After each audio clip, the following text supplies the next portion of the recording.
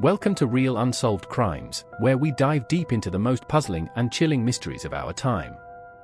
Today, we unravel one of the most famous and heartbreaking unsolved cases in American history, a case filled with bizarre evidence, conflicting theories, and questions that remain unanswered nearly 3 decades later.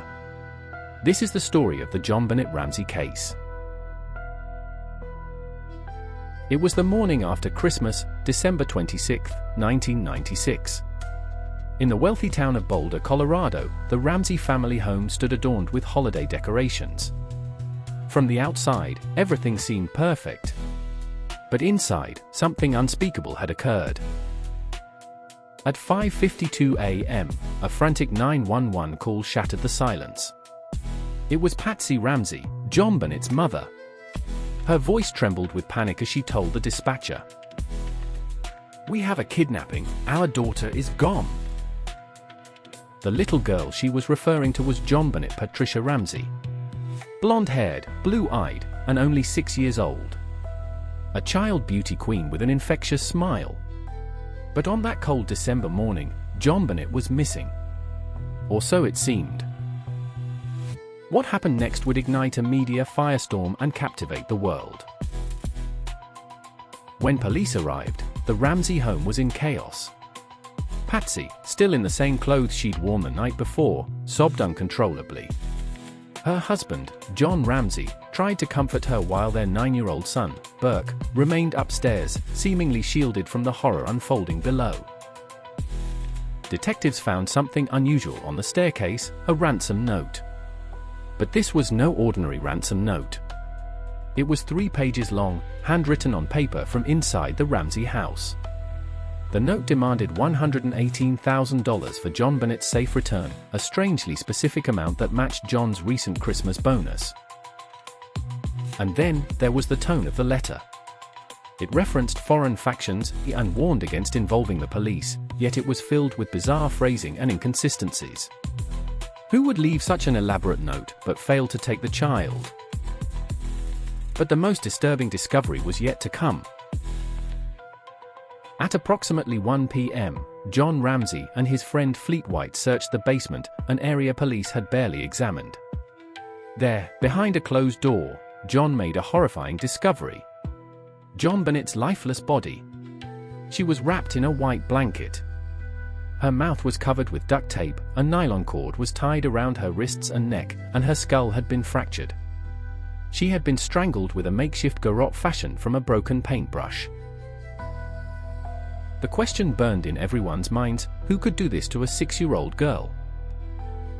From the beginning, the investigation was plagued with mistakes. The crime scene had been compromised. Friends and family walked through the house before it was fully secured. Key areas were left unexamined. And in the days and weeks that followed, suspicion began to turn inward, toward the Ramsey family themselves. The media frenzy was immediate and unrelenting. JonBenét's pageant photo splashed across every tabloid.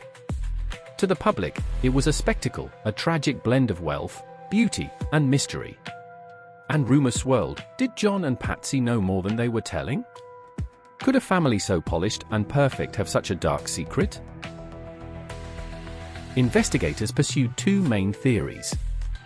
One pointed to an intruder, someone who entered the house that night, killed JonBenét, and left undetected. The other pointed to the unthinkable, that someone inside the home was responsible. Supporters of the intruder theory pointed to a broken basement window, a possible point of entry. There was unidentified DNA found in JonBenét's underwear. And yet, there were no signs of forced entry or footprints in the fresh snow surrounding the house. But what about the Ramseys themselves? Some investigators believed the crime scene was staged. The ransom note, for instance, was it really the work of a kidnapper? Or an elaborate attempt to mislead authorities? Critics questioned Patsy's demeanor. Her 911 call was dissected. Analysts claimed to hear Burke's voice in the background, despite the Ramseys' insistence that he was asleep. Could an accident have occurred, prompting a desperate cover-up? And then, there were the inconsistencies. Patsy claimed to have found the ransom note at 5:30 a.m.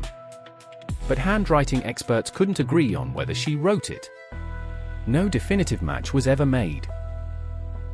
Over the years, the Ramseys faced intense scrutiny. They were subjected to polygraph tests, interviews, and media appearances. But in 2008, new DNA analysis cleared John and Patsy of involvement. The foreign DNA found on JonBenét did not match anyone in the Ramsey family.